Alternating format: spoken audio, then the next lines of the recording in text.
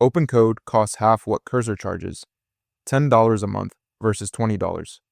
And if you're on Cursor Pro right now, that gap adds up to $120 a year you didn't have to spend. AI coding tools are moving fast in 2026, so I ran 5 head-to-head tests across both to figure out which one actually earns your money. The price gap isn't the whole story though. The deployment test at the end might completely change which one fits your workflow. My name is Brian and I'm in these tools 12 hours a day, so you don't have to be. And every number in this video traces back to something Cursor or Opencode actually published. If you're a solo dev or a small team running AI coding tasks daily, picking the wrong tool costs you money every single month. Test 1. Cost. Most developers just pick the tool that looks good and don't check the price until the credit card bill shows up. And if you're running AI coding help every single day, you could be burning $240 a year more than you need to. That's a real subscription you're paying for no extra reason. Okay, so here's what I found. Both tools start at $0. Cursor has a free hobby plan. Opencode has a free BYOK tier, where you just pay your own API tokens. But once you step up, Cursor Pro runs $20 a month. Opencode Go is $10 a month, with the first month at only $5. And if you want pay-as-you-go, Opencode Zen is $20 prepaid with 0 markup versus Cursor Pro Plus at $60 a month. Now there's a real caveat here. Cursor's Pro plan bundles $20 of model usage credits, so you're not just paying for the app. Some of that cost goes straight toward actual model calls, and Opencode's BYOK tier is free, but your own API bills can add up fast if you're literally hammering it all day. So the gap is real, but it's not always as wide as it looks on paper. Opencode takes cost, and the subscription numbers are just cleaner at $10 versus $20, half the price, and that's before you factor in the free tier. So Opencode wins this one on raw price, and that puts Opencode up 1-0 on the scoreboard. Test 2. Coding benchmark performance. You want a number, a score, something that tells you which tool actually writes better code. A solo dev shipping a feature on a Friday afternoon needs to know their AI isn't going to hallucinate a broken function and waste 2 hours of debugging, so I went looking for a real, independent benchmark score for both tools.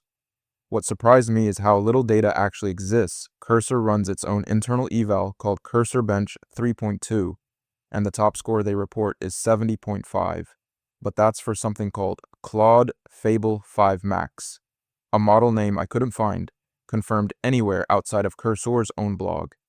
And Opencode has a community benchmark dashboard that doesn't produce a single aggregate score you can compare directly, with no shared third-party benchmark covering both. Coding benchmarks, no winner. Cursor's number is vendor claimed. Opencode has no matching score, and there's no shared test that covers both, so call it a tie. Score stays at Opencode 1, Cursor 0, 1 tied. Test 3. Speed. 5 minutes. That's how long some Opencode users are waiting for a single reply from a built-in model according to community reports, and one user's snapshot file ballooned to 16 gigabytes. So if your tool is that slow on a big codebase, the cost savings stop mattering, and you're just watching a progress bar instead of shipping. The speed picture is genuinely messy. Press reports say Opencode is fastest for simple tasks because it has minimal overhead, with no heavy IDE layer slowing things down.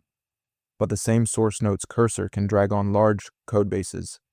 And then there are community reports of Opencode replying every 5 minutes and generating a 16 GB snapshot file on certain setups, with no measured latency numbers for either tool on identical hardware. Speed. Call it a tie.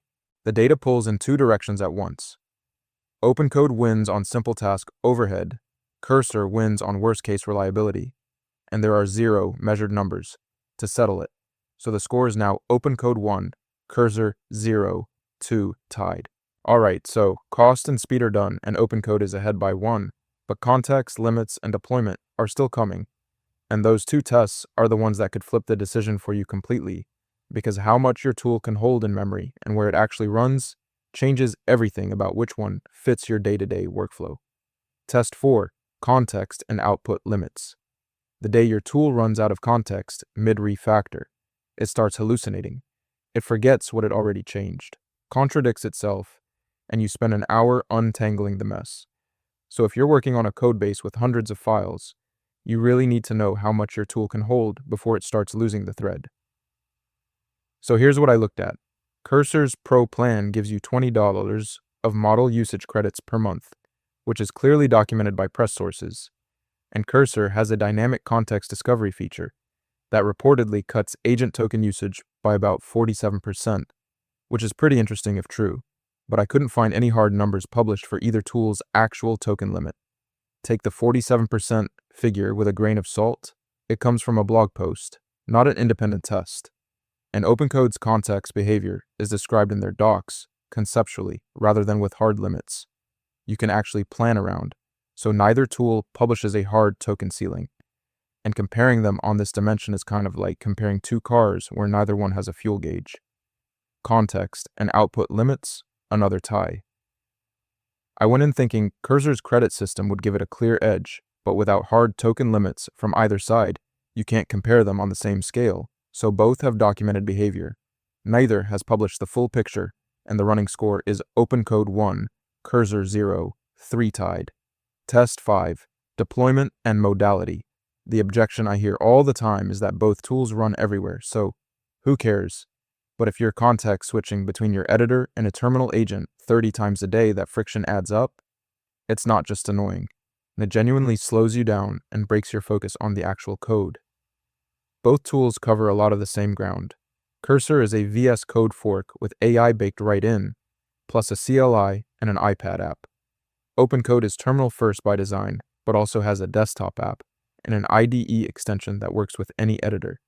And the really interesting part is that Opencode is fully open source with 160,000 plus GitHub stars and over 900 contributors, while Cursor is proprietary.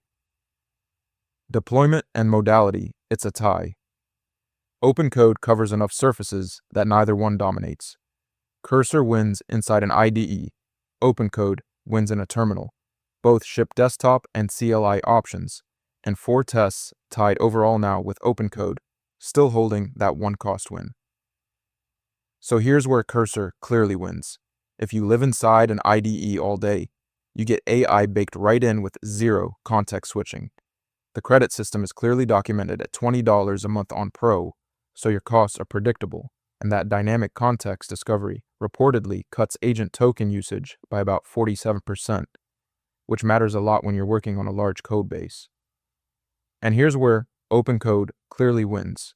It's free if you bring your own API key, or $10 a month on the Go plan, which is 2 times cheaper than Cursor Pro. It's fully open source with 160,000 plus GitHub stars and 900 plus contributors, so you can self-host and extend it however you want. And for simple tasks, its minimal overhead means faster responses with less friction. Okay, so the honest overall result, 4 out of 5 tests tied and only cost separated them. And that $10 versus $20 gap is real. So here's the rule. If you work inside an IDE and want everything in one place with no context switching, go Cursor. And if you're terminal first, budget conscious, or want open source flexibility, go Opencode, because $10 a month versus $20 is really the whole decision. Now, if you're seriously thinking about ditching a paid tool and going open source, watch my video, Windsurf versus Cursor, both put through their paces. Next, it covers the same IDE versus agent question from a completely different angle, and might change how you think about which paid tool is actually worth keeping.